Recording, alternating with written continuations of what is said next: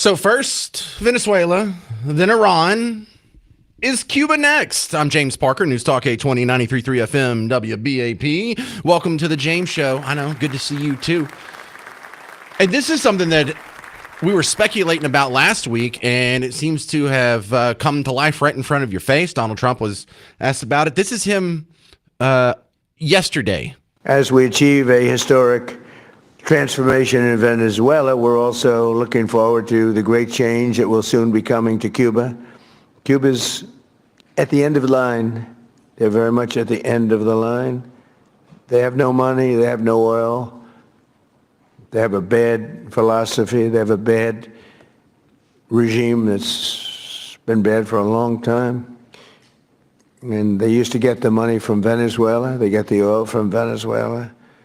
But they don't have any money from Venezuela. They don't have any oil. They don't have anything from... People can't even... They land in Cuba. They can't get gasoline to fly out. They have to leave their planes behind. And they want to negotiate, and they are negotiating with Marco and myself and some others. And I would think a deal would be made very easily with Cuba. But for 50 years I've been hearing, as a little boy, I'd be hearing about Cuba. Cuba's a disaster. But I've been hearing so much about Cuba. But Cuba's in its last moments of life, as it was. It'll have a great new life, but it's in its last moments of life the way it is. And but our focus right now is on Iran, and we'll do that. I would say, what will you do? Take about 2 days off, Marco? No, he won't. Maybe an hour. He'll take 1 hour off, and then he'll finish up a deal on Cuba. All right, now this Cuba thing is amazing because we thought taking out Venezuela would tump Cuba over just de facto because Venezuela was their main source of support.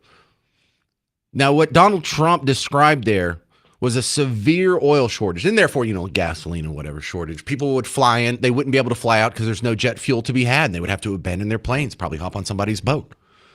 But you can only achieve this energy blockade if you've taken all the bad acting oil producers off the black market. Not the market, the black market. And so if Venezuela is going to get tumped over, Cuba could maybe get oil from Russia, although Russia's kind of occupied between dealing with the Ukraine and all that entails, trying to fend off China, trying to help in Iran and give us a little bit of a hard time down there, with the logistics and, some military information. But you take Iran offline, in the black market. Where's Cuba going to get their oil? Who can sell Cuba jet fuel right now? Nobody. And so what you're seeing is, if you don't look at these things in a vacuum, it's kind of obvious this was the point from the get-go. Because once you take these bad actors off of the oil black market, then you can choke any country. Right now, what happens if China tries to take Taiwan? Well, we might write a strongly worded letter. We might shoot down some boats or whatever that attempt to go there. But if we really wanted to choke China out and make sure that they lose in any war with minimal casualties, all we have to do is be able to cut off their oil. And they're not going to be able to do anything. They won't even be able to keep Taiwan, much less beat us, much less do anything to the American mainland, much less do anything to their Russian neighbors. So if Russia's on board with us, there is pretty much nobody that can resist being choked out. Because we already have, strangely enough, the Middle East is kind of on our side. Saudi Arabia will help us choke them out. Saudi Arabia likes helping choke them out because they didn't like Iran to begin with. And they're on our team now. In fact, there's a whole bunch of Arab countries in this Iranian conflict. They're on our side. They're on Israel's side. So what the heck is going on? I have no great answer for that, other than maybe they're just coming out of it. Maybe we've watched this region of the world just be mired in the 7th century for 1,400 years. And finally, wealth, oil, affluence, modern society has given them an offer they can't refuse. Do you want to live in a world that's still stuck in the 7th century, or do you want to live in a world that the modern American innovations have provided for you? It's amazing stuff. So yeah, I think Cuba's absolutely next.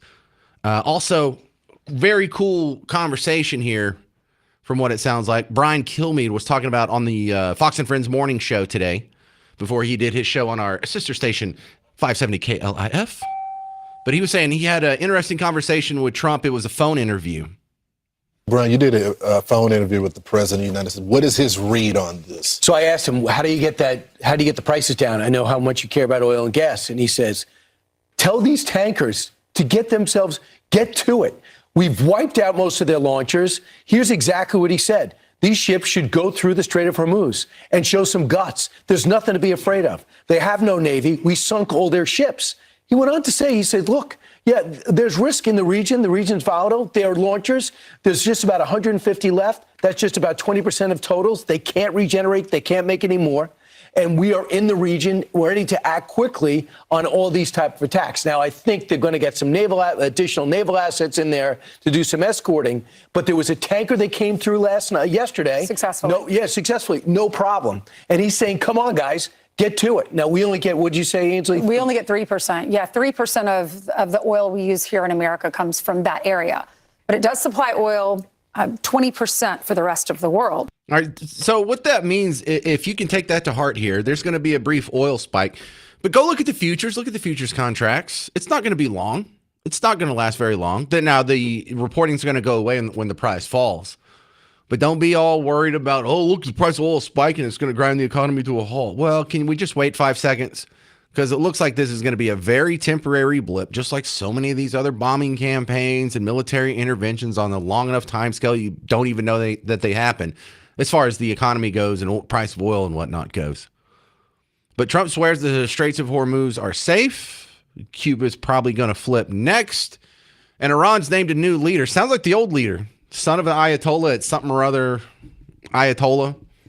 Forgot the first name, but it's probably not worth remembering because I doubt he's going to last long. And this does not fit the James Show rule. The bombings will continue until a leader is presented that doesn't wear a bathrobe. Coming up next, you're going to hear the Secretary of War talk about his terms of surrender with Iran, and also Bill Maher absolutely embarrassed Adam Schiff when it comes to the Iran war on his show on HBO Friday. You'll hear both next, coming up on The James Show. News Talk 820 and 93.3 FM, WBAP.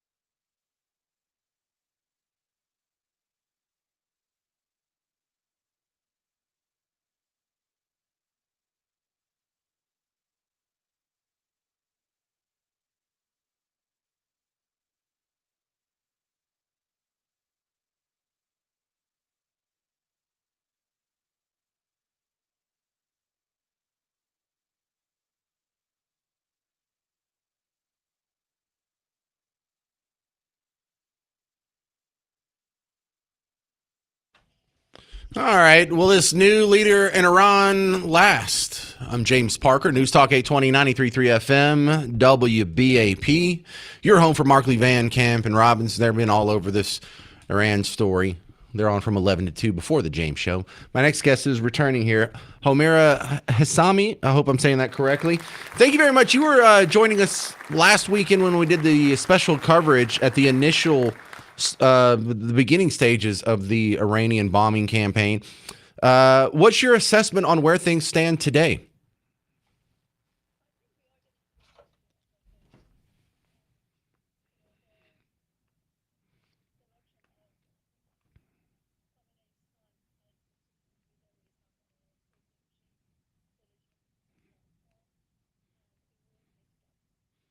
Okay, you know what? We should probably review your background for the people who didn't get to hear last time you were on the show. Talk about your background with Iran and why people should pay special attention to your opinions on these matters.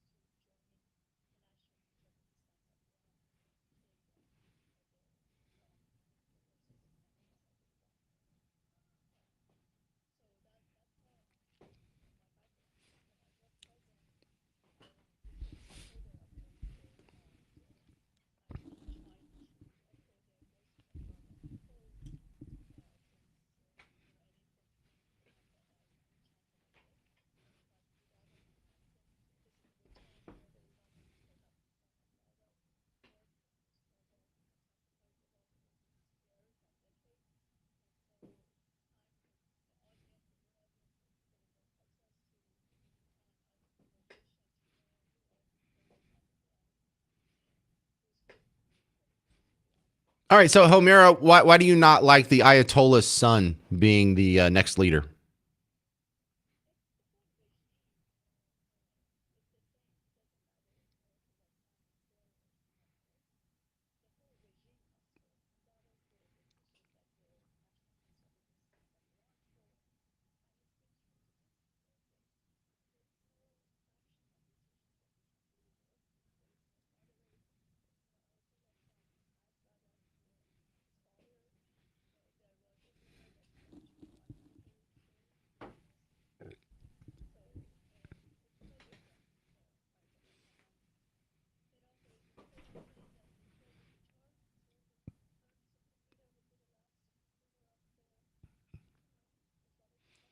Well, all right, Homera Hassami, what happens after this guy gets blowed up in a missile attack? I mean, we've got to be running out of people from the old regime, I would think.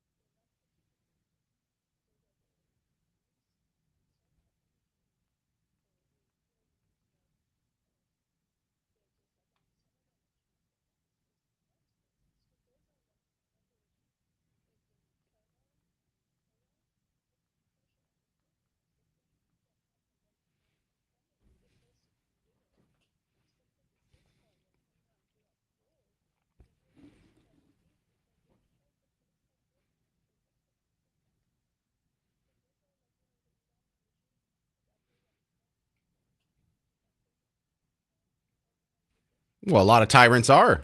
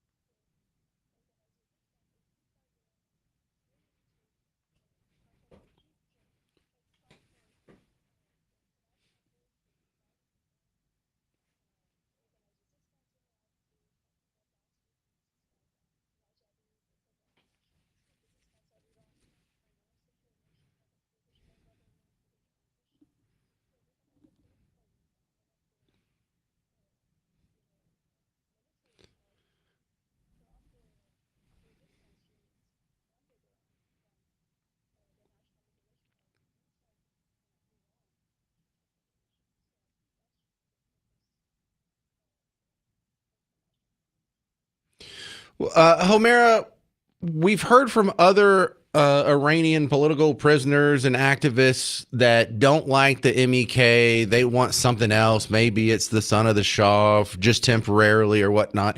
But if we do have this regime step down, are the competing factions underneath going to be able to get along and come up with an agreed government here? Or are we just starting another civil war?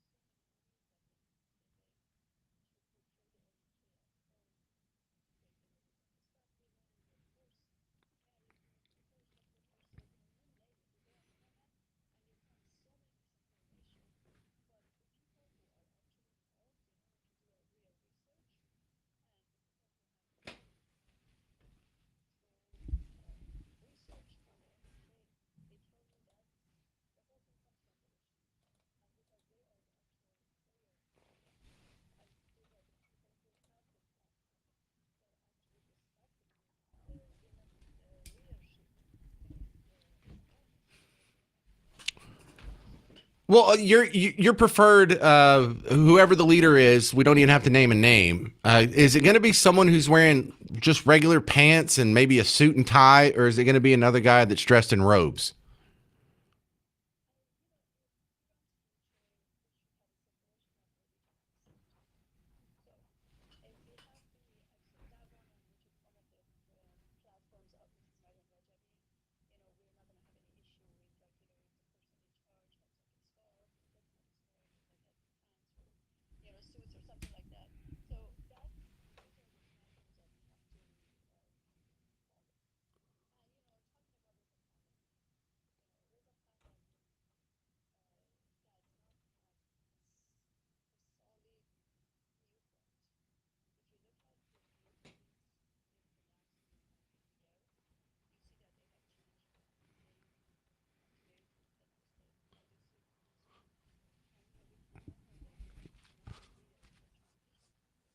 Okay, real quick, I'm just kind of out of time, Homer. I'm so sorry to interrupt, but the MEK gets their way. They run Iran next. Would there still be a law requiring headscarves on women in public? Okay. All right. Look, no, that's kind of like the litmus test we all have there. So thank you very much, Homera Hassami, former political prisoner from Iran. I appreciate your input on this. Thanks for being on the James Show. Coming up next, you're going to hear from Pete Hegseth on what he considers the surrender terms in Iran. I'm James Parker, News Talk 820, 93.3 FM, WBAP.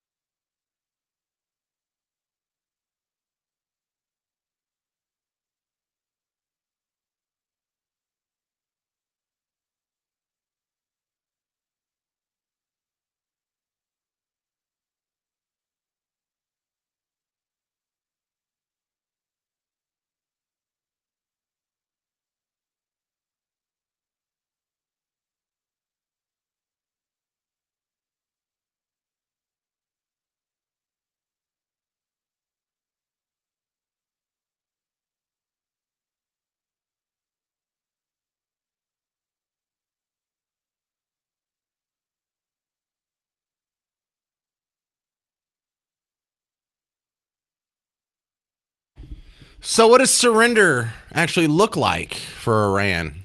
I'm James Parker, News Talk 820, 93.3 FM, WBAP. Of course, who cares what I think? Pete Hegseth, Secretary of War, probably want to listen to him on this scenario. The President said recently there will be no deal with Iran except unconditional surrender. What does that look like, unconditional surrender? How will you know it's real?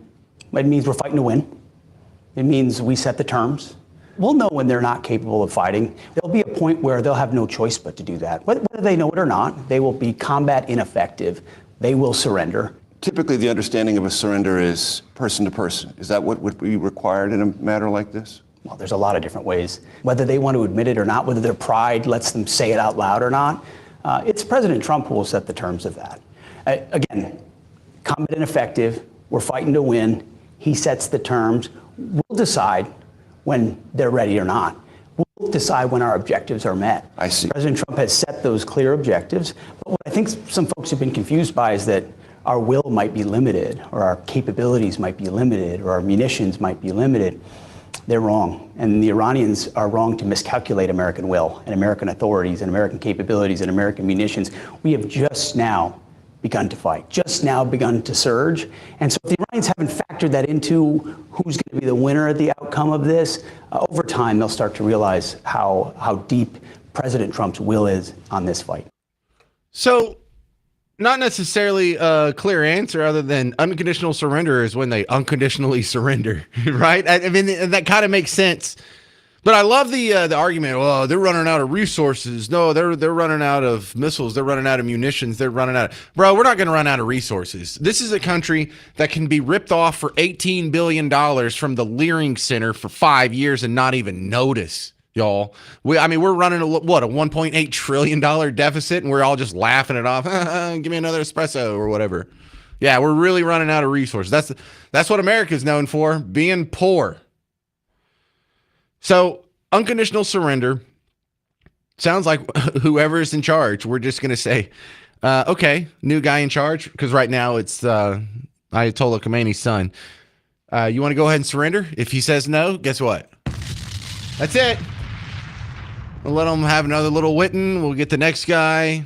I don't care if he's dressed in blue jeans or a bathrobe. We'll ask him the same questions. Y'all ready to surrender? If they say no, then we wait. They come up with another guy. Because, oh, they must have picked another one. That was quick.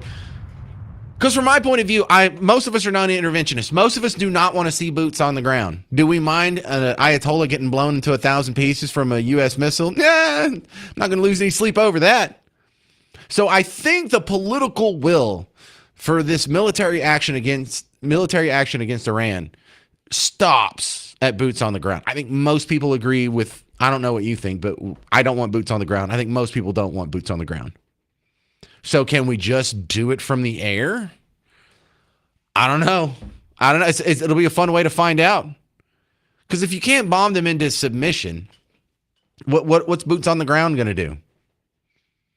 How do we know if we're going to turn it over to the right people? How do we know if it's going to be in Iraq, which is, on the west side of Iran? We went in there. We occupied it for a few years. We put together some provisional governments. They drew up a constitution. They had some elections. And we've pretty much, for the most part, kind of withdrawn from there, except for the Green Zone and a couple other installations. But really, they're running their own affairs now, and it seems to be going okay.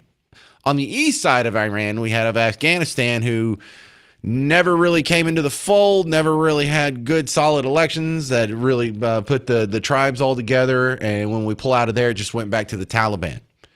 So we have a good case scenario and a bad case scenario on the right shoulder and left shoulder of Iran right now, just like a little angel and a little devil. And we don't know which one we're going to get. Here's the audio that I think you're going to love. Absolutely love. I love it when people do this. Bill Maher, dedicated lefty, still a Democrat, calls himself a progressive all day, every day, hates Trump with the hot heat of 1,000 suns. But he had Adam Schiff. He's a Democrat congressman, one of the guys who led the impeachment probe. And Adam Schiff came to prominence and was in the news almost on a daily basis, 2017, 2018, 2019. And just to refresh your memory here, For those 3 years, the top story of the year was Russia collusion. Yeah, a story that didn't even happen, a hoax. That was the top, and they reported on it more than any other story for 3 years straight. And this guy was the tip of the spear of that lie. So the fact that he hasn't been laughed into oblivion out of the public consciousness is a crime in itself. But he shows up to Bill Maher, and Bill Maher tricks him. Bill Maher says, well, what about this excuse of a foreign bombing campaign? And he reads him a quote from Obama before he started bombing the crap out of Libya. And Adam Schiff's like, yeah, that doesn't work. That's too vague for me. Oh, really? You're busted. This statement from the administration: the president had the constitutional authority to direct the use of military force because he could reasonably determine that such use of force was in the national interest. That's too vague for you? Totally vague. Okay, because that's from Obama about Libya. Well, Oh, busted. Busted so hard. And you should know this. You know that's not an honest guy. You know that's a guy that went out and lied to your face for 3 straight years. Of course he's lying to you about this. Why would you even have that guy on your show other than to embarrass him? What's the point of even talking to someone who you know will lie to you at the drop of the hat for 3 straight years over a hoax? It's not like he was misled, or it's not like he was a dupe and, you know, he's just a dumb guy and someone pulled one over on him. He knew every time he went into those interviews for 3 years what he was saying was a Russia collusion was a hoax. And he did it. And he hadn't been punished. And he's not going to be punished. Because lies don't matter if it fits the narrative. Lies are applauded if it fits the narrative. Coming up next, there was another terror attack in New York City at the Mamdani residence. New York City! Gracie Manor, where the New York City mayor lives. And the media reaction to this is just it's gonna knock you off your seat. It might cause you to crash while you're driving. So be really careful when you hear this coming up next on The James Show. News Talk 820, 93.3 FM, WBAP.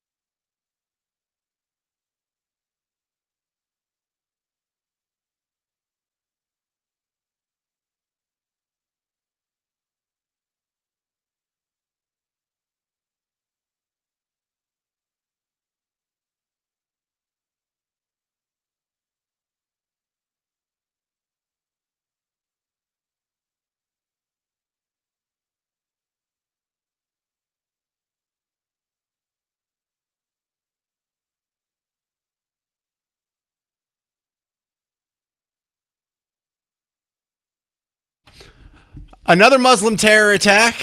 Another media refuses to use the words. It's amazing. James Parker here, News Talk 820, 93.3 FM, WBAP. On your home for Markley, Van Camp, and Robbins. I heard them talking about this a little bit before the James show today. And if you don't know the story by now, there's a goober out there named Jake Lang who was a January 6th political prisoner. And now he's I think he was running for Congress supposedly out of Florida. I don't think he won his primary over there. But while he is, generally associated with Team Red, he came to Frisco last year after the Carmelo Anthony, Austin Metcalf stabbing and tried to have like a little race war, and it didn't work out. So he's kind of been shunned by both sides. But he showed up at Gracie Mansion, where the New York City mayor lives. It's the mayor's residence for New York City. New York City! And it's toward the end of Ramadan, and he shows up with the whole roasted pig. And it's not like he's carrying it in his arms. It's on this big stretcher, like a gurney, like they wheeled it out of an ambulance. One of those. So they show up, and they're having their anti-Islam, anti-Mamdani protest. And there's only a handful of them. The reports are like 10 to 12, but there's a whole bunch of counter-protesters there. And so while the counter-protesters are just effeminately saying, hate has no place here, an angry Muslim teenager, one of them 18, one of them 19, one of them jumps up, throws a bomb into the crowd. It's lit. But when it bounces off the barricade, the fuse comes off and harmlessly goes out on its own. But there was an explosive jar, a jar full of explosives, nails, nuts, bolts, things of that nature. And it was intended to kill, it's seriously maim, if not kill, the anti-Muslim protesters. So in this scenario, the specific reason why Jake Lang and his anti-Muslim protesters were there is because of Islam. The reason why the counter-protesters were there was to support Islam. The reason why the guy threw the bomb is because he is pro-Islam. However, just like Austin and last weekend, where the media can't figure out what the motive is, they can't say the words Muslim or Islam. They leave out a whole bunch of the evidence of the case that would make the narrative look stupid. They're doing it again up here in New York City. This is so amazing. First, I want to play you one of the counter-protesters to Jake Lang. And while he's doing his little woke speech, what you won't see is exactly while he's doing this, one of the Muslim terrorists jumps up and kind of leans on his back. You know, like in rugby when they do the scrum from the sideline and some guy jumps off another guy's back. He kind of jumps and catapults up off this guy's back and chunks the bomb, the lit bomb, over his head, yelling Allahu Akbar. Born and raised in New York, and we want everyone here to stay in New York. You don't get to come from outside and then tell everyone else.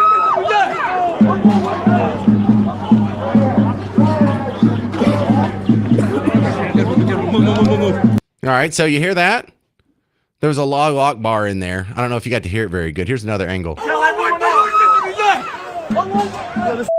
Yeah, you hear those Allahu Akbars, don't you? Yo, he threw a bomb? Yo, did he throw a bomb, bro? Nice. That stinks.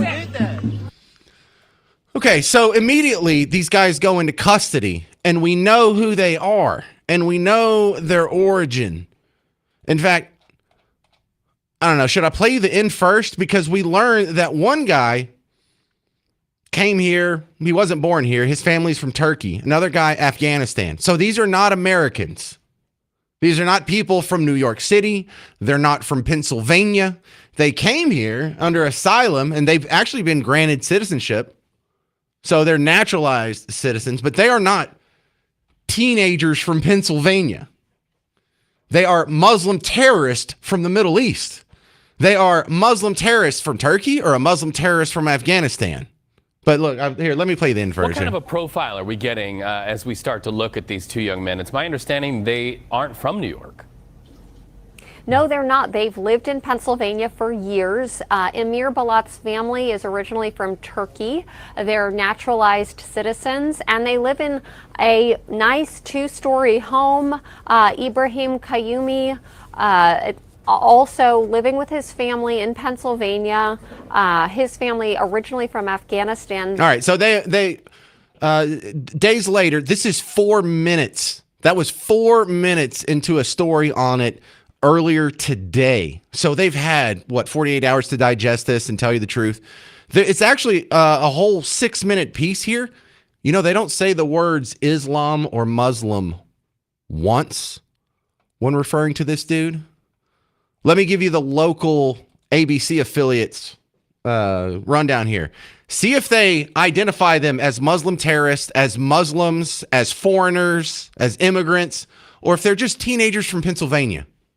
Teenagers from Pennsylvania are in federal custody. And look, I'm done with this package, and we're in the first second. Teenagers from Pennsylvania. And no, they're not teenagers from Pennsylvania. They're Muslim terrorists from the Middle East. They're Muslim terrorists from Muslim lands. Teenagers from Pennsylvania are in federal custody and could be facing terrorism charges after allegedly bringing improvised explosive devices to Gracie Mansion and throwing them into a crowd. Yeah, this happened on Saturday after a far-right group clashed with... Far right. See if they ever use the term far left or Muslim or jihad or Islamist or any sort of descriptors on the ideology that's actually committing the act of violence. Jake Lang will get stained with a radical label. For what? Being the target of a bomb? Oh, he's a far right winger. Really? Because the far right, how far can they be? They're not the one throwing bombs. You know who's on the extremist position here? The guy throwing bombs. Counter-protesters causing chaos just outside of Mayor Zohran Mamdani's door. Let's get to Eyewitness News reporter Lindsay Tuckman live for us on the Upper East Side. Yeah, good morning, Pedro and Charlene. Chaos erupted outside of the mayor's residence here on the Upper East Side, and now federal investigators are involved and it is looking into whether or not this was an act of terrorism. This after police were able... Bro, they're looking into whether or not this was an act of terrorism. Notice how they just say terrorism, like it could have been the IRA, or it could have been white supremacists, or it could have been radical right wingers, or a ticked off Lutheran.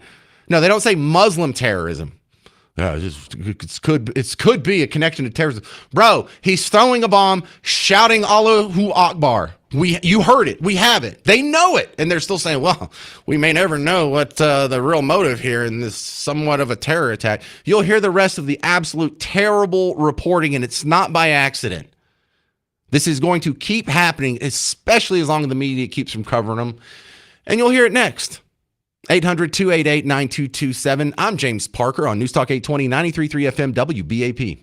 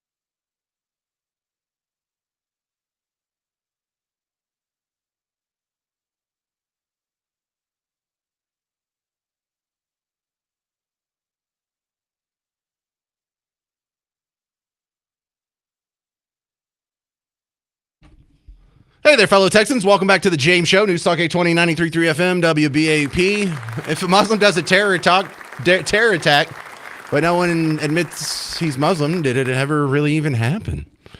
That's the story coming out of New York City where, it's just a perfect metaphor for what the heck is going on in modern American society right now. There's the video of some effeminate little beta male with noodle arms on a bullhorn saying, hate has no place here. Everyone is welcome in New York City. Why are you guys so hateful and mean? And while this limp-wristed wuss is griping at the anti-Islam protesters in front of Mamdani's mayoral mansion, an angry Muslim terrorist uses his as a springboard, basically, jumps up and jumps off of his back, throws a bomb into the crowd, trying to kill and maim people for disagreeing with him politically or religiously or ideologically. Just not for words. It's not like they were an actionable threat against anybody. They were just eating what looked like a pretty good pig there. But here's Walter Masterson. We were born and raised in New York, and we want everyone here to stay in New York. You don't get to come from outside and then tell everyone else.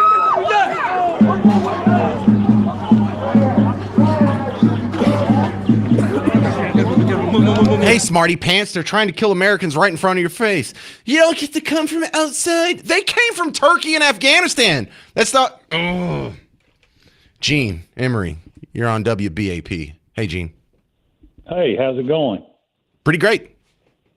I've done a little bit of research on Islam. If you look at Lebanon and how it was taken over, I think there's a pattern to when Muslims starts moving to your country.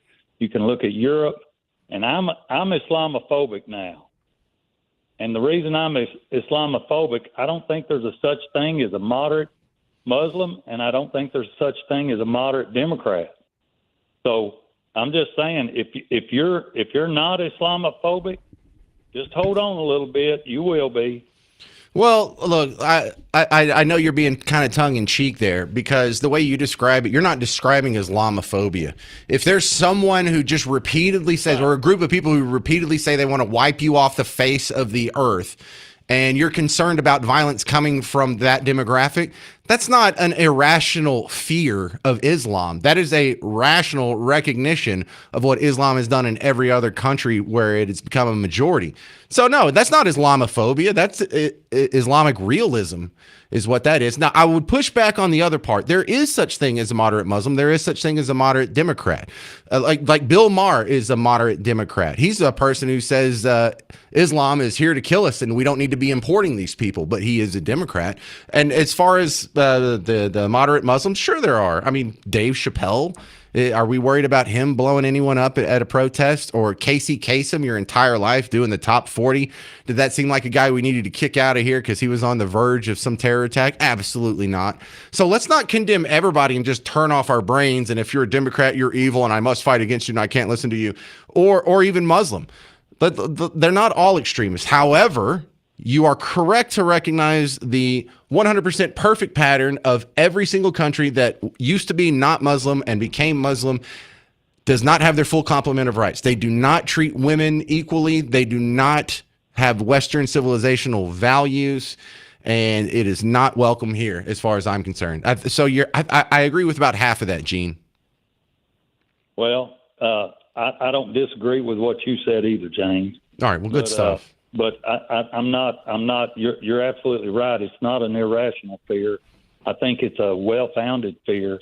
And the thing about it is, you can find a moderate Muslim or a moderate Democrat. You said Bill Maher. He's not a politician. He's not running for office. And like I say, if you can show me a moderate Democrat politician, I'm willing to hear. Well, what about this, Gene? John Cornyn. That's a moderate Democrat. He just has an R after his name. Well, I don't. Yeah, I mean, Fetterman. I give him credit. Hey, maybe so. Maybe so. There's one. I give him credit. Okay. All good points. Thanks, Gene. Fun stuff. I mean, do I even need to go back and play like the ABC affiliate? Because look, here's the part where they don't say Islam or Muslim. Teenagers from Pennsylvania. I can't do that. They'll call them teenagers from Pennsylvania 10 times. They'll never say that they're Muslims. They'll never say that they're terrorists. They will say that they've said that there has been a connection or an inspiration partially inspired by ISIS. Really partially inspired. What was the other half inspired by? Bob Ross. They were going to make some happy trees, and they decided, I think I'll blow something up.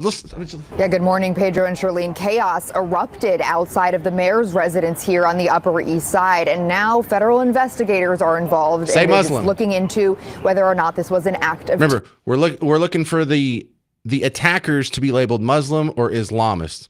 Or if you're going to call it terrorist, don't call it terrorism. Call it Islamic terror or Muslim terror. Not just the ethereal concept of being mean. Terrorism. This after police were able to determine that the device that was found smoking near the scene of those protests and those chaos was indeed a IED, an explosive device that really could have caused some serious harm or even death. 2 people have been arrested and are currently in custody today. Remember, not 2 Muslim Muslim terrorists, not 2 Muslim immigrants, not 2 radical jihadists, not 2 far lefty. There's no politically identifying or ideologically identifying labels for these guys. Do they get the same for the anti-Muslim protesters, though? 2 people, 2 Pennsylvania teenagers, in fact. Pennsylvania teenagers, bro. Pennsylvania teenagers. You've got to be kidding me. So if I listen to the number Channel 7, the ABC affiliate in New York City, I'm supposed to be on the lookout for teenagers from Pennsylvania? Yeah, I don't think that's the identifying characteristic. 18-year-old Amir Balat, who is a high school student, and 19-year-old Ibrahim Kayoumi. A high school student, not a radical Islamist, not a Muslim terrorist. He's a high school student. You don't even tell... Race isn't an issue. His immigration status isn't an issue. His ethnicity, his religion... all of these things which are playing into his motivation, you don't even put them in there at all. Damn, this is so dishonest. Through homemade explosives containing shrapnel, such as nuts and bolts, that officials say could have caused serious injury if they exploded as possibly intended. More suspected bomb-making materials were also found in a nearby car. Apparently, the 2 men, according to officials, told investigators that they watch ISIS videos. Their counter-protest now being investigated as a possible act of terrorism. The protest outside Gracie Mansion Saturday, though, was organized by Jake Lang, a far-right agitator. You've got to be kidding me.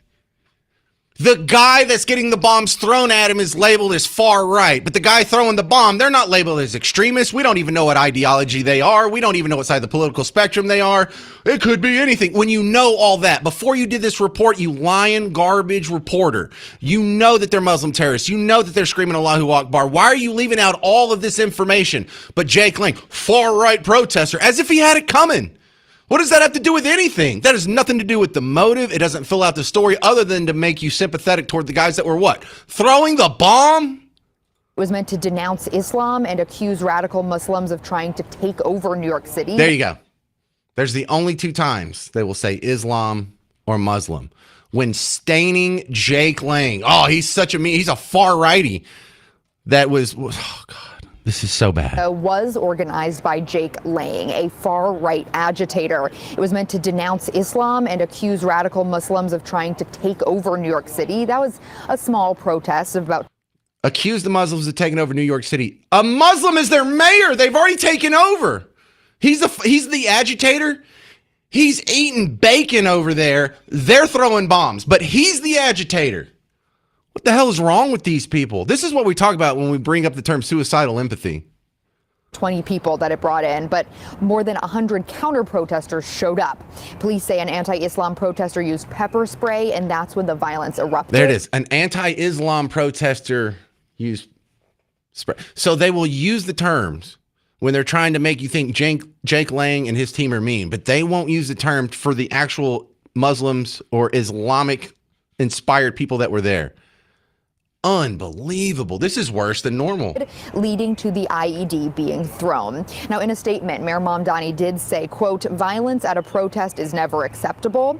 The attempt to use an explosive device and hurt others is not only criminal, it is reprehensible and the antithesis of who we are. And NYPD Commissioner Jessica Tisch. It's not the antithesis of who you are. They're on your team, sir.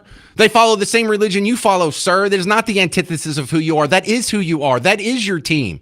There is nothing separating you from the dudes that threw the bomb. You follow the same ideology openly. It's the antithesis of who we are. Well, then denounce Islamic terrorism. Oh, you didn't? 800-288-9227. 800-288-9227. More reaction, not just to the attempted terror attack in New York City, but the ridiculous covering for the attempted murder of people for the only crime of believing what you believe. That's next on The James Show. News Talk 820, 93.3 FM, WBAP.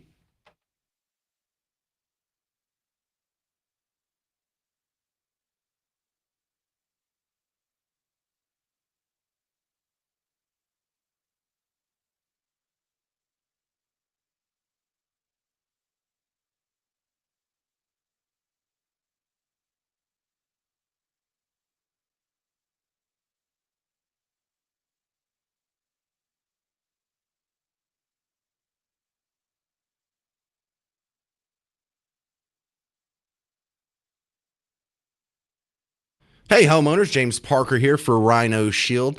It's time to paint your house, you should have learned your lesson. The fact that you have to paint your house again means that paint isn't going to last on the outside of your house. Means you should probably go to Rhino Shield. If you want to do this again in 5-10 years, fine, go ahead, waste your money, throw paint up there again. But if you want to take care of this now and never have to worry about it again, that's when you go to Rhino Shield. Plus, you get a whole lot of other features that paint just can't do.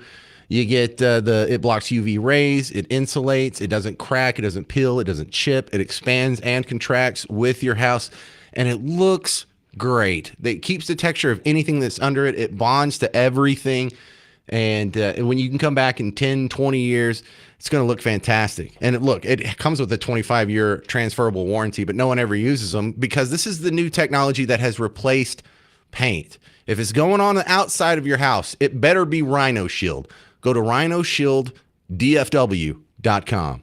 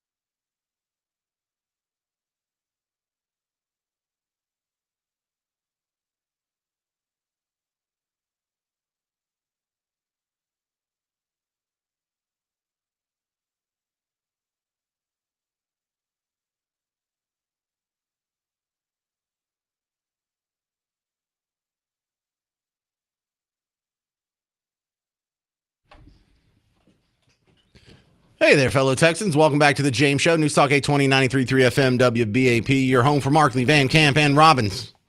And we're talking about another story that's what MSNBC warned you about, white rural rage. Oh, I'm sorry. It's another Muslim terror attack, or at least a failed terror attack. But the terror attack is only half of the problem. For the guys that went out and they were protesting Mayor Mamdani, some angry Muslim immigrants threw an IED, an improvised explosive device, that was lit and it was smoking. And when it hit a barricade, the fuse fell off. You know, it's great craftsmanship. And luckily, nobody was hurt or killed. They tried a second one and it failed as well. They ran off. They were apprehended. They were shouting Allahu Akbar while it was happening. Played you that audio earlier. And now we're just going through and this is the hard part of my job because I can't play you the part where they didn't say Muslim or Islam, where they don't ever identify them as Muslim or Islamic, where they don't identify them as immigrants from the Middle East. You know, I can't do that. What I can do is compare it to the way they reported when there was a Christian terror attack against Muslims. Oh, that's right. There's never been a Christian terror attack against Muslims for me to pull audio on. It's not even possible. But it should bother you. It should bother you that they are leaving out the identifying information. And it's not happenstance information. It's not like, well, he was wearing blue shoes or he was wearing a gray hoodie. This is information that is directly linked to why they were trying to commit mass murder and terror in the first place. And it should tick you off that when you're being attacked, when someone who looks like you with your background is being attacked for holding the same beliefs that you hold, they cover for the guys doing the attack. When it fits the narrative, oh, race, ideology, background, ethnicity, most important thing in the world.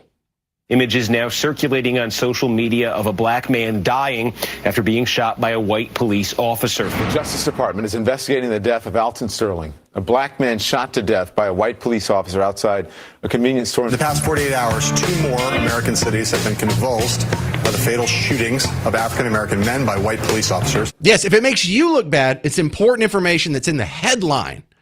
If it's you getting attacked over and over and over, whether it's in Austin last week or the Christian school last month or the driving through on New Year's Eve in New Orleans or the guys that were getting flamethrowered in Colorado or the 2 Jews that walked out of a museum in D.C., it happens over and over and over again.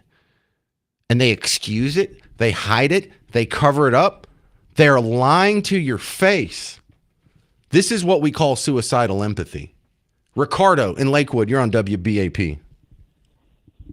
Jane, man, I got a couple things for you. First off, I'm tired of people asking why we even over in Iran in the first place. And here's the thing. Trump ain't going to reveal his hand. We know that. He's not going to give up our secrets. And second of all, I think you hit the nail on the head in your first segment when you was talking about Cuba and Venezuela. It's for the oil. We're trying to cripple our enemies with the oil. And if you look at this time last year, where was Trump spending a lot of his time? He was over in the Middle East. He was in Qatar, he was in the UAE, and he was in Saudi Arabia where he got a $600 million defense contract done. So what was he doing over there? He was aligning his chess pieces in the region with people who was our adversaries, and this is only helping us right now. Second of all... Well, hang on. Before you get to your second of all, let's address your first of all. Ricardo, that actually sounds brilliant because he got a lot of criticism for a $600 billion arms deal or whatever to Saudi Arabia. Looks like he was just setting up for this moment now. Correct. And it's coming back to fruition. He's playing chess when everybody else playing chess. Okay, your second point, Ricardo, that was good. Yeah, so second of all, if it goes to this whole thing going on with all these radical Muslims, he had that 2017 Muslim ban come in place, or quote-unquote Muslim ban, back in his first term. That should have been implemented not only in 2017, but after 9/11. If you look at some of these people that are coming over here and when they've been getting radicalized, it was in the early to mid-2000s after 9/11. If we had implemented that after 9/11, might have been premature in some people's eyes. I think this would limit a lot of the damage that's going on and could keep happening. Ricardo, great call, because both of these guys came here within 10 years after 9/11. I believe one of them came in like '07, or their families, they were kids at the time. 04 and '07. There you go. Yeah. So you're right. If we had done that and not listened to the haters, oh, it's racist or whatever, we wouldn't have had this problem today. How many lives would have saved? Would that guy who shot up Austin last weekend be here? No, Ricardo's absolutely right. Thank you, Ricardo. Ken in Arlington, you're up next. 800-288-9227. We'll talk to Dr. Bo Kabbalah from Tarleton State University. He's a political science guy, and we'll run all this by him next on The James Show. News Talk 820, 93.3 FM, WBAP.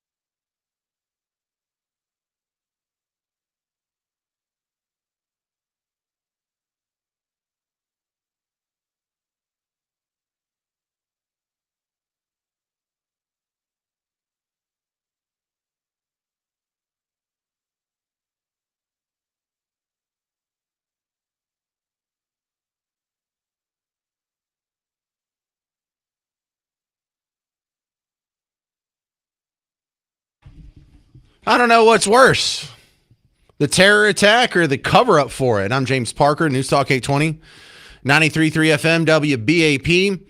And the telling part about this is we know what the terror attack was about.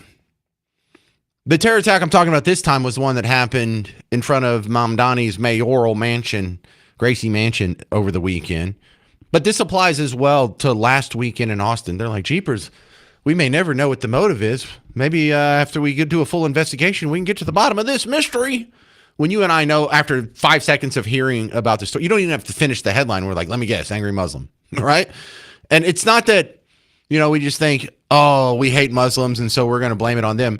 We're kind of bombing one of their countries right now, so it totally makes sense, the timing, the religion, the immigration status. I mean, it doesn't take a whole lot of variables to kind of narrow it down. It's not a Lutheran with a grudge. It's not a ticked-off Mormon. It's an angry Muslim. Duh. Who else makes IEDs and chunks them at Americans? Canadians? Who? It's ridiculous. The reporting on this is shameful. Absolutely shameful. Ken, Arlington, you're on WBAP. Well, the one in Austin had a hoodie that says property of Under Armour on it. Oh, that's right. It said Allah. Oh, yeah, that's right. I thought maybe he was inspired by athleisure wear. Right, yeah, I think that's what it was. So, I mean, it's all obvious. I mean, it's just like, why did the chicken cross the road? Get to the other side. Okay, why are you wearing the property of Allah? Because you're a terrorist. Well, it's got to be frustrating to the terrorist because he went out there, and the reason he wore that shirt is not to hide his intentions, is so the whole world would know. The whole world would be intimidated by the fierce violence that was coming from the Muslim community. And we're like, it could be anything. We may never know. How frustrating is that? Because you got to think he's either in heaven and probably hell right now, looking up, going, dude, of course I'm a Muslim. Of course I did it because I'm angry about the attack on Islam. I'm wearing an Allah shirt. I'm wearing an Iran shirt. Under that, I have Iranian flags in my apartments. I have printouts of Iranian leaders that are in my Bible. Left a Quran in my car. We're like, no, we don't know. Two in New York had they were doing the bombs. They had the TN, but they forgot the T. So they forgot the TNT. I see what you did. Yeah, so, shouting Allahu Akbar. I wonder if well, Ken, keep your fingers crossed. Maybe if we get a few more detectives working on the case, we can get to the bottom of that mystery. All right, now to my next guest. Dr. Bo Kabbalah is coming back on from Tarleton State University. And here, let me ask you your thoughts on the newly appointed leader of Iran. He's the son of the Ayatollah, so this would be, third generation Ayatollah. First off, do you like the pick? Second off, do you think he's going to make it till Tuesday?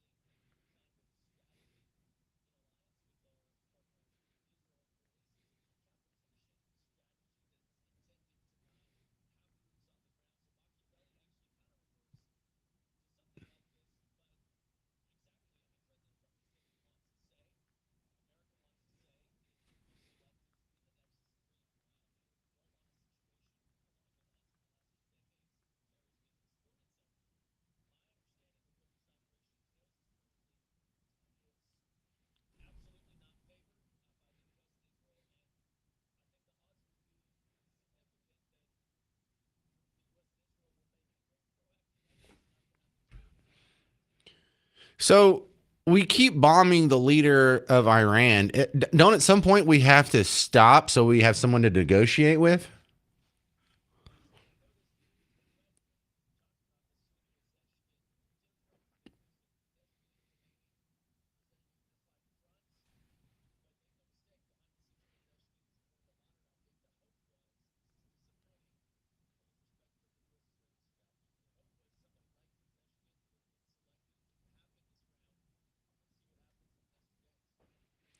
All right, so let's say this guy gets bombed tomorrow.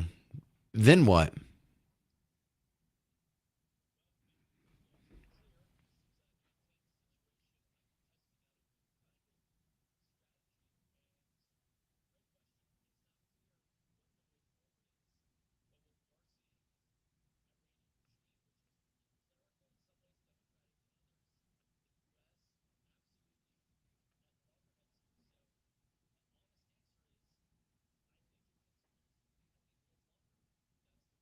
Yeah.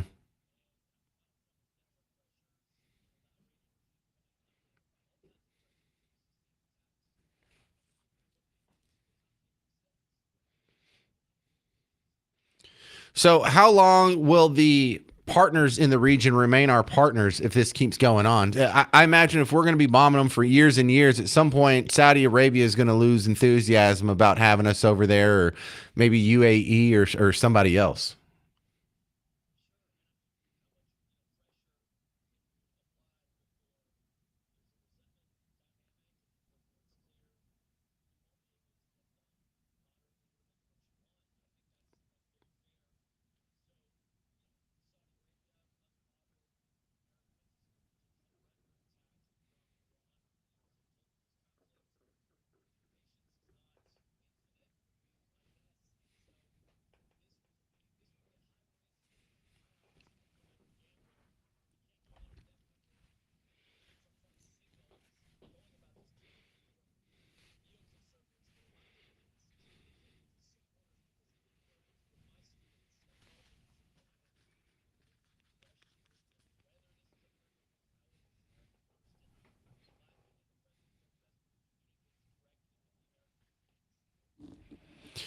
Dr. Bo Kabbalah, what do you think of this attack at the protests at Mom Donnie's mayor mansion in New York City?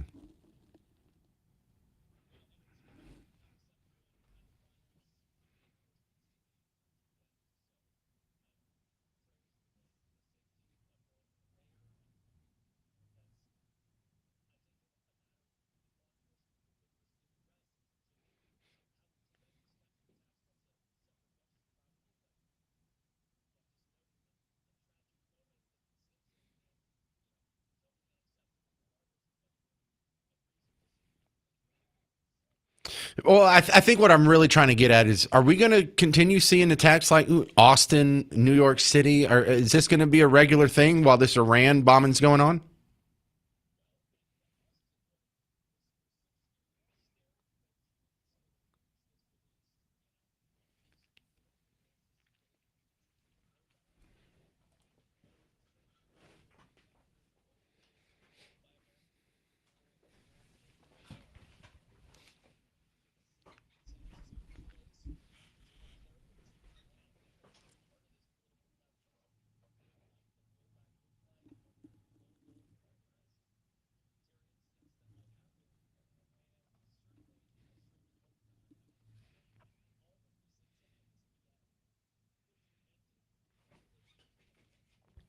Dr. Bo Kabbalah, appreciate your insight, sir. Thanks for coming on the James Show.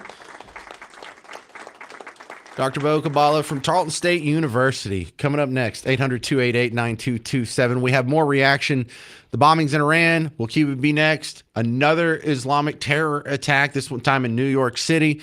Another time the media won't admit who the problem is. I'm James Parker. It's News Talk 820, 93.3 FM, WBAP.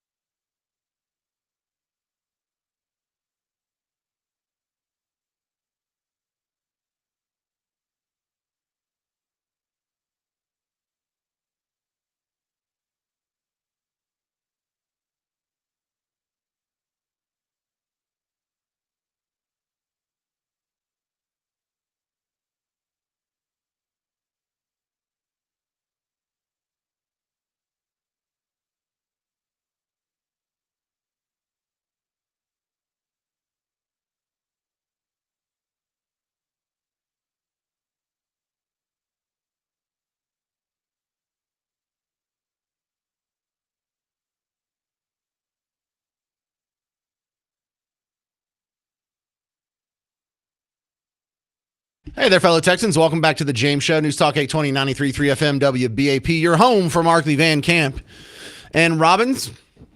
Look, 2 weekends in a row, we had a terror attack from a Muslim who is angry about what's going on in Iran, and the Christian world is beating up the Muslim world. And even though they're Shia and I'm Sunni, they still see this as the Christians and Jews beating up on the Muslim world. And so they want to lash out. And so in Austin last weekend, a guy goes down to 6th Street, kills 3 of your neighbors, injures about a dozen more, and he's wearing a Allah sweatshirt, an Iran shirt under that. He's got a Quran in his car, Iranian flags in his apartment, pictures of Iranian leaders in his apartment. And they're like, well, I guess we may never get to the bottom of why he did it, when it's the most obvious thing in the world. Why are they covering for murder? Why are they covering for terrorists? Good Lord.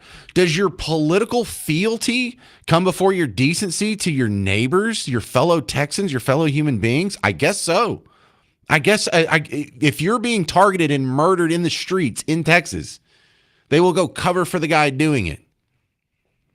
That's a wow. This should be a wake-up moment. If you've already didn't trust the media and you already think you didn't hate them, trust me, you don't hate them enough. Clifford and Terrell, you're on WBAP. Oh, good to hear your voice. I support what's going on in Iran today, and I only have one question: where's the rest of the Iranians? But Trump is doing today what should have been done decades ago in North Korea. You don't wait till the people who vowed to destroy us to get a nuclear weapon before you start taking action.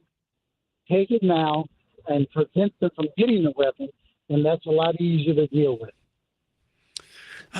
Look, I'm kind of on the fence about that, Clifford, because Pakistan used to be a big problem. Pakistan used to be a state sponsor of terrorism far more than they are now. In fact, they really were the people that were propping up the Taliban all those years. And at first it was because the Taliban was fighting against the Soviet Union, and we thought that was cool because we hated the Soviet Union. But then they were propping them up even through the years until 9/11 happened, and we're like, hey, well, Pakistan still doesn't love us. They're still ideologically, Muslim theocracy for the most part. But the second they got nuclear weapons, the concern was they're going to turn around and use it against us, the great Satan. But you know what they did? The second they got nuclear weapons, they had to shut the hell up.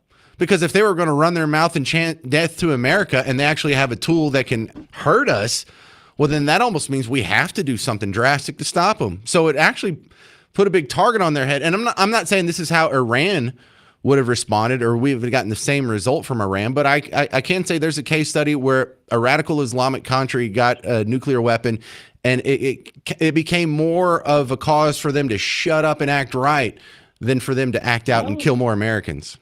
I would take issue with that because Iran has already openly threatened to destroy Israel and us. Israel's the little Satan. We're the great Satan. And I still think it's easier to deal with a country without a nuclear weapon than it is to deal with an enemy that has them. Yeah, probably so. Prime example. Yeah, okay. I can be on board with that. Because I mean, I don't know if Iran would act the same. I don't know if the same result that would be there. Yeah. Well, you're making good points. Threatening Saudi Arabia either. Well, look, I think the other thing that really has me upset about this whole situation isn't so much the bombing in Iran, the reaction to it when the terror attacks pop off, for them to go cover for it, by them, the politicians, the media, to go cover for it. What a huge problem this is. Well, here's something related, and I'll have to say goodbye to you quick here. Okay. I agree with Trump years ago when he wanted to stop all immigration, specifically from Muslim countries. I'll take that a step further. Change the law, the Constitution, whatever it takes, so that people know that if you're not a citizen and you're in our country, you are a guest, and you can and will and should be deported if you do anything to disrupt our Clifford, and our lives. I don't think you're going far enough, Clifford. I'm not saying you're wrong. I'm saying you're not going far enough, because the two guys that just tried to do the terror attack in New York City this weekend are actually citizens. They came here, one from Turkey, one from Afghanistan, but they've gone through the naturalization process and they're still here. Same thing with the guy last week in Austin. He was here legally. He came here from, I forgot where. What was that, Senegal? And so, Cliff, you're going to have to expand that. Even people who have come here and been naturalized and have citizenship, some of them are going to have to be revoked and remigrated back to wherever they came from. I'm all for it. Good deal. There you go, Clifford. All right. Thank you, sir. John in Innocent. Denison? What's Innocent? I'm going to assume Denison. Yeah. All right. Thank you, John. You're on WBAP. Hey, thanks for taking my call. I just wanted to point out that this isn't the coverage of this kind of stuff isn't anything new. You go all the way back to 2003, just 2 short years after 9/11. A young man blew himself up right outside of a football stadium packed with 80,000 people. Were you talking about the Oklahoma University one? Yes. Okay. Yeah. And go back and look at the coverage of that incident. He ended up being just a lonely guy that went off to a quiet place and committed suicide. He had the same exact explosive that these guys in New York City used in their attack the other day. And he happened to live with a group of Pakistani students in student housing. So, I mean, the coverage of this hasn't changed in the last 20 years. It seems like that we got very fearful of saying anything about the Muslim society or the Islamic society after 9/11. Hey, man, isn't that the truth? And it really bums me out that they can see hate-filled racism in a Sydney Sweeney Blue Jeans ad, but the guy yelling Allahu Akbar throwing bombs in New York City, they're like, I don't know if we can ever get to the bottom of this one.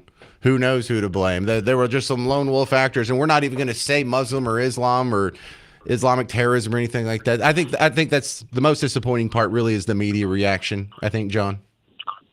Yes, I agree, and I think that just kind of makes our whole society be more sympathetic to that whole culture. Well, I know, and they're so hypersensitive about a theocracy coming from the Christians. Got to look out for those crazy Christians. Yeah, Christo-fascism. We've heard all these terms. Excuse me, white rural rage. What was this white rural rage again? Because that's what you were warned about. I'm tired of this. And look, and you got to hear like these lefty influencers. White Christians are the worst. White evangelical Christianity is a cancer. These are the worst. These are the worst people in our country. Dude, if we're the worst, what about the people that are throwing bombs? What about the people who are doing mass shootings on 6th Street? We're worse than them? Shut up. And you got Stephen Colbert's Christo-fascist nation from an obvious and chilling blueprint for a Christo-fascist future. Yeah, Project 2025. It's Christo-fascist. Look out. Look out for those evil Christians with all their terror attacks. Has there been a Christian terror attack ever? 800-288-9227. 800-288-9227. All right, still coming up on the James Show. We got to get back to some local news here. I've got some crazy Tallarico audio because this race that's shaping up for the Texas Senate, this may be what hinges the entire balance of the Senate. And you'll hear some great audio coming up next on the James Show, News Talk 820, 93.3 FM, WBAP.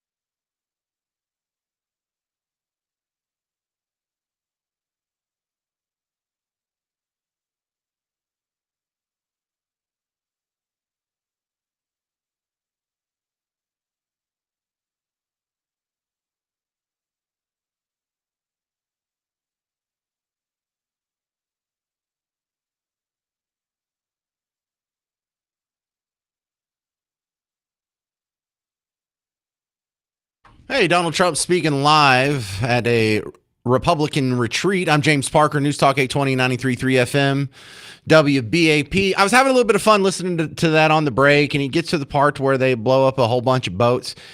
And that cracks me up because the number is getting bigger and bigger. So it's, I guess they were saying 30 something over the weekend, or I guess last Friday, that's the number we had.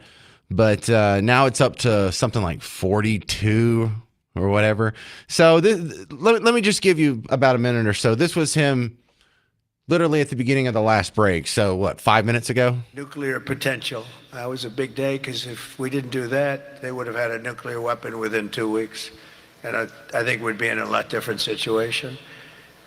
And then you had, of course, what they did in Venezuela, how that was just so far so good. We've done a real job. We've got all good ones. If you go back and you look at Afghanistan with Biden, one of the worst, I think the most embarrassing moment in the history of our country. If you look at what happened with Jimmy Carter, also with Iran, but if you look at what happened with the helicopters and the hostages, it cost them the election. It was what a mess.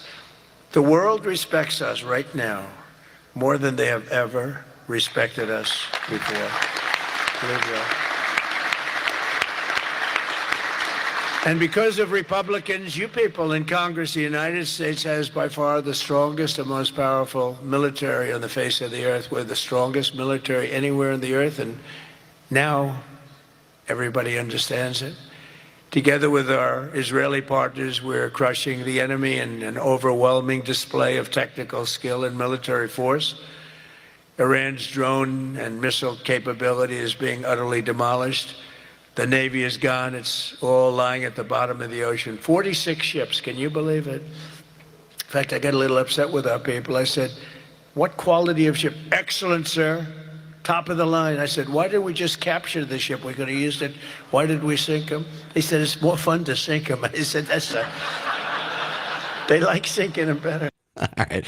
I thought you would like that part from the president at the annual Republicans retreat. Now, the big story here in Texas, as far as the political landscape goes, it's cool. We're getting a lot of attention on our setup here in the Senate race here for John Cornyn's seat. Now, we got a lot of extra drama at the end of last week because Donald Trump said that he is going to make an endorsement and he would like the other guy who he doesn't endorse to drop out. But we all got suspicious, you included, when he didn't make that announcement. He just made the statement. So we all get the feeling in the meantime, he's trying to extract something out of them. And it's probably for John Cornyn. Hey, can I get a couple votes out of you if I give you an endorsement? And I think Ken Paxton smelled that in the water because Ken Paxton came out and said at the end of last week, you know what? I will drop out. Pass the SAVE Act and I'll drop out. So I think Ken Paxton is also calling the bluff of something else you and I both suspected as well. The establishment Republicans have no intention of passing the SAVE Act, even though 95% of Republicans want it. Why aren't they voting on it in the Senate right now? It already passed the House. All we need is John Thune, bring it to the floor. Let's have the vote. Whether we have the votes or not, let's at least count and see who's on our side and who isn't. There's a very important midterms coming up here, and we'd like to get all of y'all on the record. Ken Paxton smelled that, called the bluff, and the bluff hasn't been called. Isn't that amazing? Isn't that amazing that the first response from John Cornyn wasn't like, cool, hell yeah, I'll vote for the SAVE Act. Look, bring that thing up for a vote. I'll have you drop out tomorrow. He didn't do that.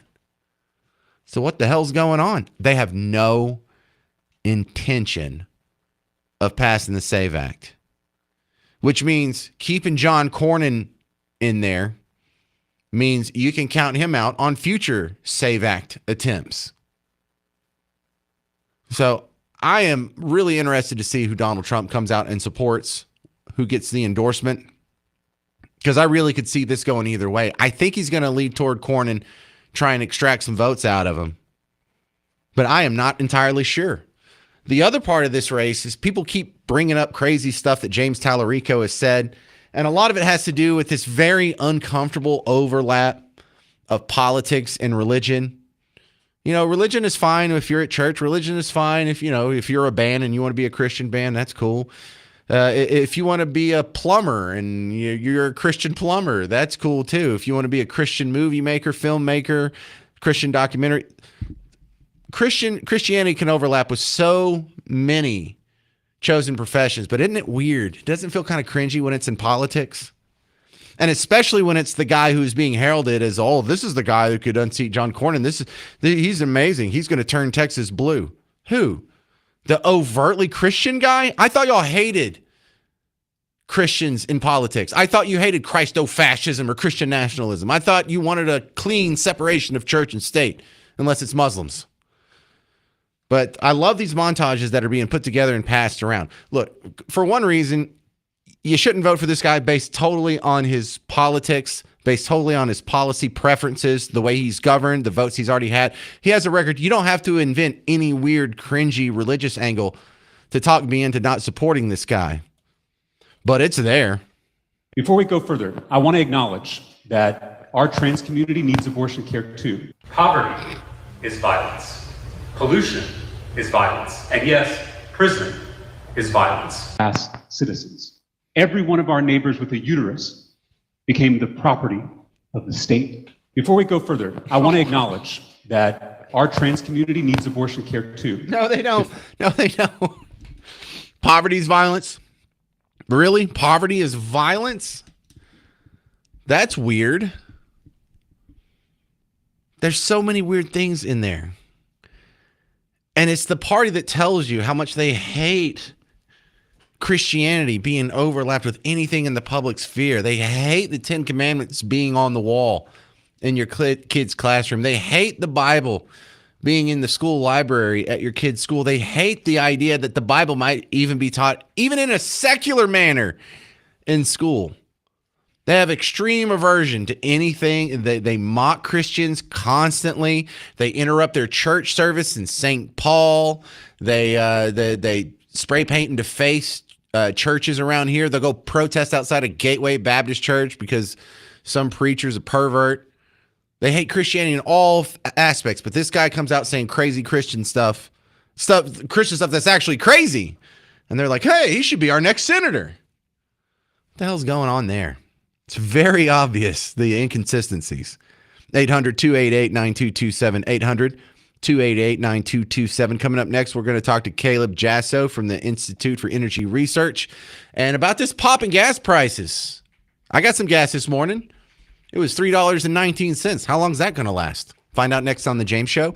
News Talk 820, 93.3 FM, WBAP.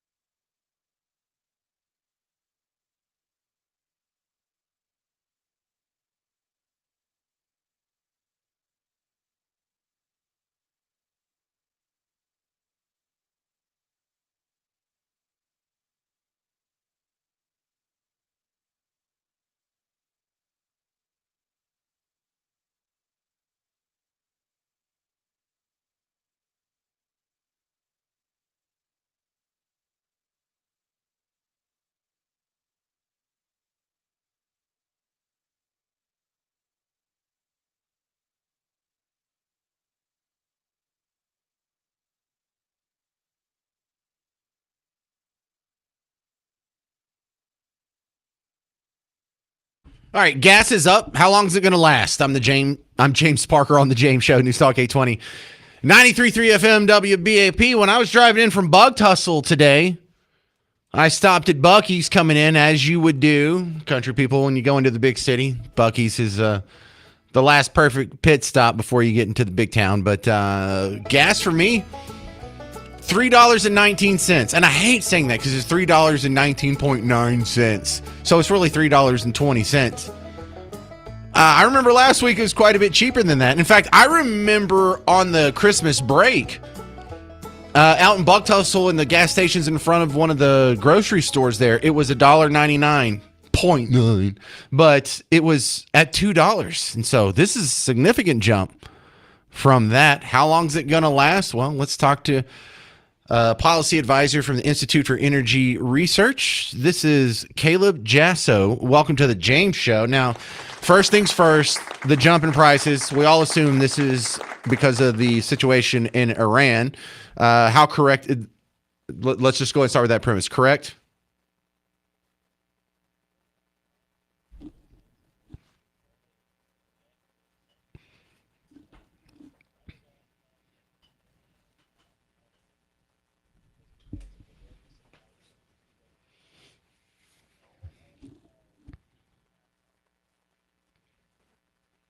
Okay, so prices are spiking now, but we can look at the futures market and kind of get an idea what prices are going to look like, or what people are expecting prices to look like 3-6 months down the road. What's the futures market telling us, Caleb?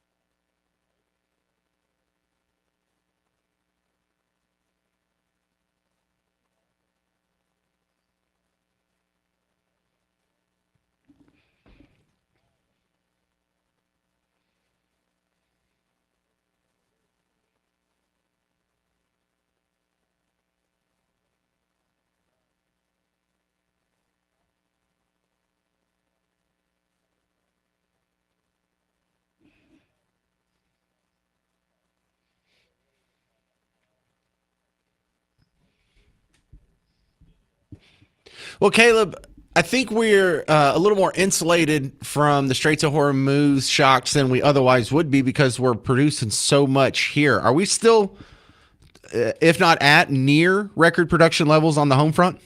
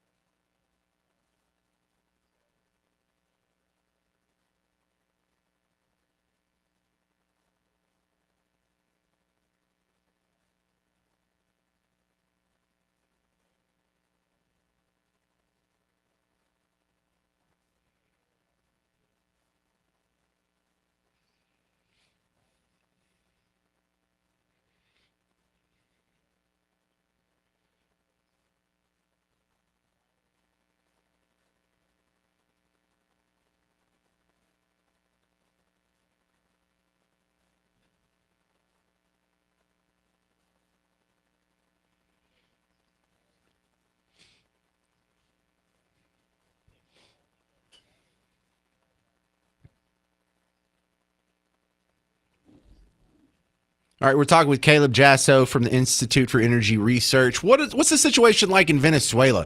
Did their oil output take a hit? Is it accelerating? Is it bouncing back? I mean, there's a lot of oil to be had down there. Are we taking advantage of it?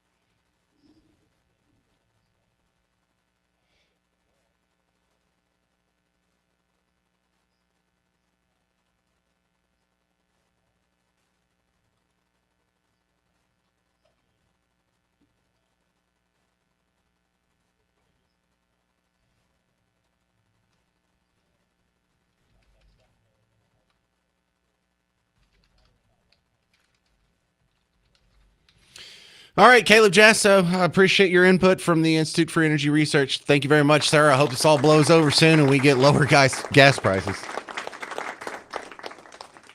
Okay, now coming up next on the James Show, we're playing Dead or Alive. This is going to be for tickets to see Breaking Benjamin. They're going to be at Dickies Arena October 12th with Chevelle, Cammie Kehoe, Starset. If you want to try and win some, I'm going to give you a list of 10 celebrities. You have to tell me if they're dead or alive. Call in right now, 800-288-9227, 800-288-9227. You don't have to know all of them. You just have to be the last person on the line when the game ends. Dead or Alive next on The James Show. News Talk 820, 93.3 FM, WBAP.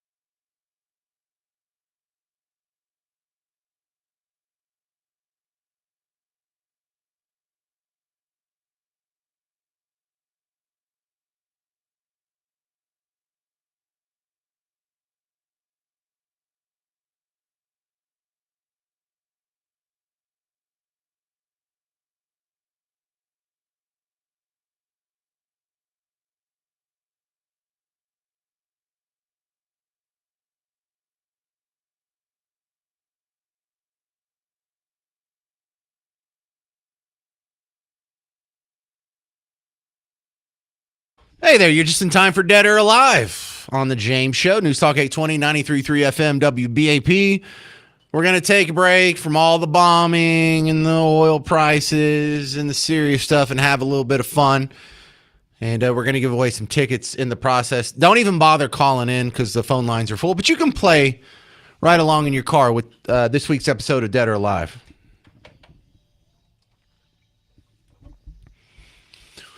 Thank you, Mr. Jovi, for nailing the intro there. Welcome to Dead or Alive. I am your host, James Parker. Dead or Alive is the game show on the James Show where I'm going to give you some celebrities. You have to tell me if they are dead or alive. James, that sounds easy. It is. Today we're playing for 2 tickets to see Breaking Benjamin. They'll be at Dickies Arena October 12th with special guest Chevelle, Cami Kehoe, and Star Set. Get tickets and information at livenation.com. Today's category is Jeff. All my celebrities here will be named Jeff or Jeffrey or something to that effect. But yeah, famous Jeffs. Let's see, who do we start with? Wow, this all dudes and one lady. Let's start with the lady then.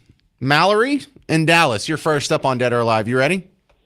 Hi, sure. All right, great. We're going to start with Jeff Goldblum. I know him from Jurassic Park and The Fly. Is he dead or alive? I'm going to say alive. Yeah, he was also in The League. Did you ever see The League? That was a hilarious show. Next one, Jeff Bridges, also known as the Dude or Duder or El Duderino if you're not into the whole brevity thing. Is he dead or alive? Oh, gosh. I'm going to say alive. Okay, what's the worry about that? You thought the Big Lebowski was dead? Next one. This is probably your favorite one, Mallory. Jeffrey Dahmer, famous serial killer from the 90s. Is he dead or alive? Dead. Yeah. Died in prison in 1994. Jeff Lynne, the mastermind behind Electric Light Orchestra. Is Jeff Lynne of ELO dead or alive?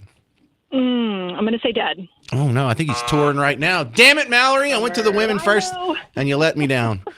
All right. Thanks, Mallory. Thanks. John in Dallas, you're next up on Dead or Alive. You ready? Yes. Okay. Well, let's stick with the music genre here. Let's go with Jeff Beck from the Yardbirds and a bunch of solo stuff. Is he dead or alive? Dead. Yes, sir. Jeffrey Jones. If you don't remember that name, he was the Principal Rooney from Ferris Bueller's Day Off. He was also the dad in Beetlejuice. Is he dead or alive? Dead. No. 79 years old. It was a good guess. I think I would have said dead too, John. Let's go to, thank you, sir. Let's go to Josh in Rowlett. Hey, Josh, you ready for Dead or Alive? I'm ready. All right. How confident are you in your knowledge of Jeff's? 0%. Yeah, don't worry. It's the dumbest question I've asked all day. The next one is Jeffrey Porcaro. He was the original drummer for Toto. Dead or alive? Dead. Died in 1992. And finally, going back to the singer-songwriter genre, Jeff Buckley. Jeff Buckley, the singer-songwriter, is he dead or alive? Alive. No. Dang it. He died in 1997. All right, so now we got to go to the last person here. Hey, Adam in Greenville. Do you want the tickets to see Breaking Benjamin? Yes, sir. Well, then they're all yours. All you had to do is say yes. I'm out of famous Jeffs, so I'm going to put you on hold. And Adam in Greenville, hang on. One of the Garretts will get your information in there. We'll email you the tickets to go see Breaking Benjamin, Dickies Arena, October 12th. Special guest Chevelle, Cami Kehoe, and Star Set. Tickets and information at livenation.com. So that was great, great episode of today's Dead or Alive. Such a simple name, Jeff. Got such great results. Let's go check in with that poor bastard Scott Jennings over on CNN. And I say that tongue in cheek because he has the greatest job in the world. Go on CNN. You're the 5th guy at a table with 4 other people who are trying to tell you 2 + 2 = 5. What a great job this man has. And here he is just blowing out of the water like a Tomahawk missile, this lame, weak sauce talking point that ICE is detaining American citizens. Are you still for it? Federal me while ask- you're so over let this me and then we're ask over you, transgender Scott, sports this week. There I are doubt it. documented cases of American citizens being harassed by ICE, of non-citizens being stopped randomly simply based on maybe they have an accent, maybe they happen to be in a particular place, like near an airport working for Uber. And at the very least, it raises questions about whether people's constitutional rights are being violated.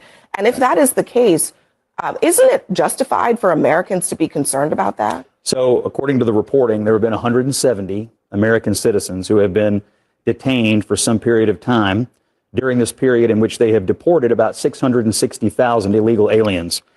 That's about a 99.9997% success rate. If any other government agency got stuff that right that often, we'd be throwing them a ticker tape parade. I love that. That's so obvious. It's such an obvious answer. It's such a brain dead talking point. They're deporting American citizens. No, they're not. How do you deport a natural born American citizen? Where would you deport them to? What are you going to deport me to Tyler? How does that work? Yeah, you're going to be sent from whence you came, America. So it's not a deportation. But yeah, they're taking American citizens. Well, look, whenever you're having an operation where hundreds of thousands of people are going to be detained, every once in a while, you're going to put handcuffs on some people that don't deserve to have handcuffs put on them. But that comes with enforcing any law. And so what, are we just not supposed to enforce any law? I mean, this is the most basic, thought out process. If you, when we're arresting people for murder, don't we sometimes arrest people who are innocent? Or don't we sometimes arrest people who don't deserve to be arrested? They weren't even there. It was just misinformation that got them arrested. Does that mean we should stop arresting people for murder or prosecuting murder or going after murderers? Of course not. So even if it's true that there's a whole lot of American citizens, more than, 0.00001% that are getting rolled up in this, the answer is still, so what? All right, coming up next, a couple of local stories. A hilarious parody video was made of the Dallas city manager about the fiasco, this pretend hoax that we need to demolish City Hall, and also a pickleball death, sort of. I'm James Parker. It's The James Show. News Talk 820, 93.3 FM, WBAP.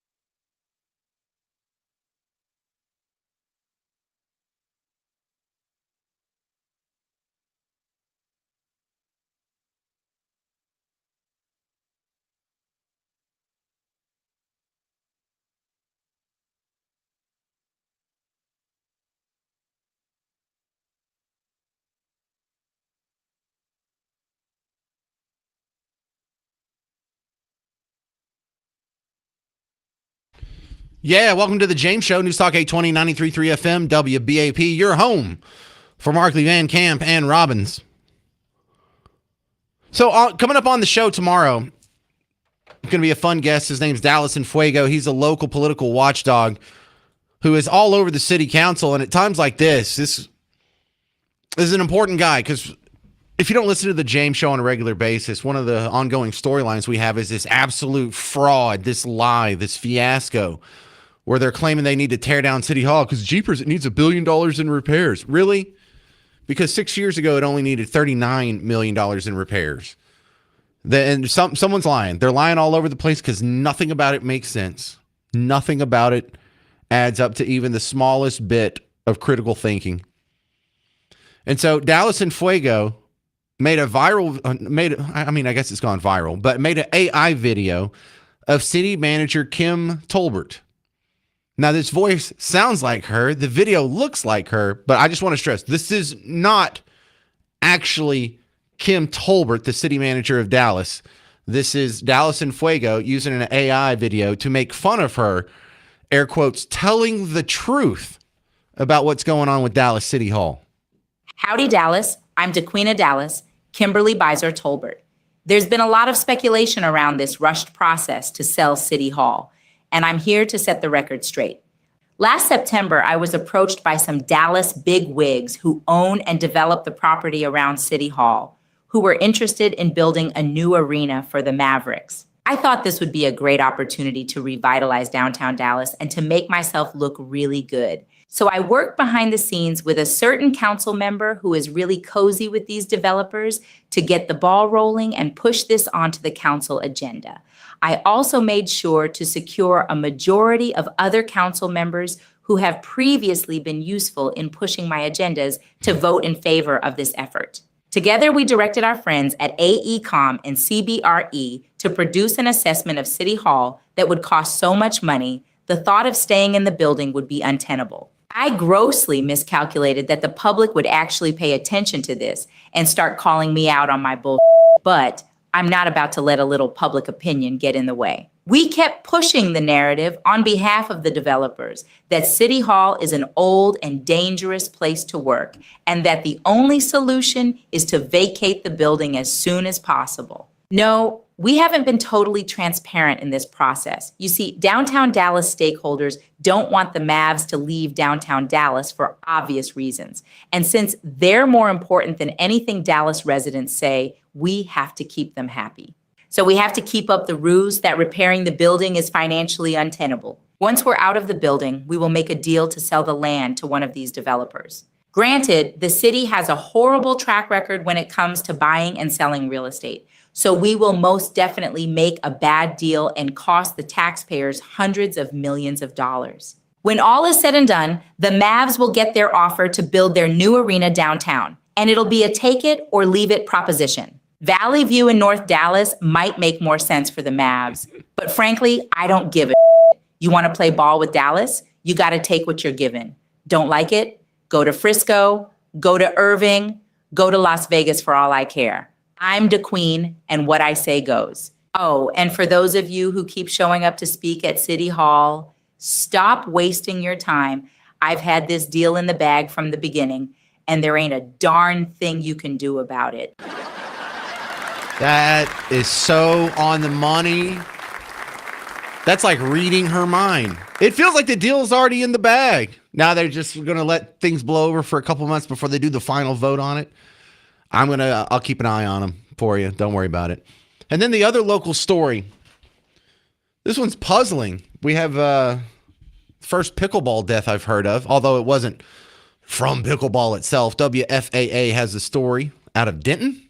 Right now, the Texas Rangers are investigating after a Denton police officer shot and killed a man at a pickleball court. It happened at the Denton Tennis and Pickleball Center around noon today.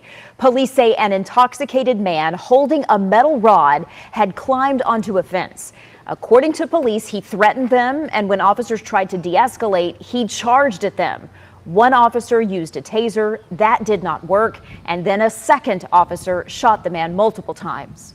After the use of deadly force, officers immediately rendered aid and medics transported him to a local hospital where he was pronounced deceased. No officers or the residents were injured during this incident. The suspect has not yet been identified. That's wild. I kind of have gotten, the older I get, the more interested I am to how is this whole thing going to end for me? Am I going to die slowly in my bed after a 5-month battle with stage 4 cancer of some sort, like Scott Adams just did? Am I going to be driving home to Bug Tussle and someone's going to switch lanes without checking their blind spot, and I'm just going to be taken out on the road, probably not even feel a thing? Am I going to die in a terror attack? Am I going to get mugged? Am I going to have a heart attack? Am I going to go to sleep one night and just not wake up? One thing I haven't fathomed is I might die on top of the fence at a pickleball court. That one had not crossed my mind. All right, thank you very much for hanging out with the James Show today. As soon as I get out of here, I'm going to go put up the podcast, so go check that out when you get a chance. If you're on social media looking to kill some time, come kill it with us. WBAP has a lot of good stuff on Facebook and YouTube and X and all the things. Stick around. The great one, Mark Levin's coming up next. I'm James Parker. This has been The James Show on News Talk 820 and 93.3 FM WBAP.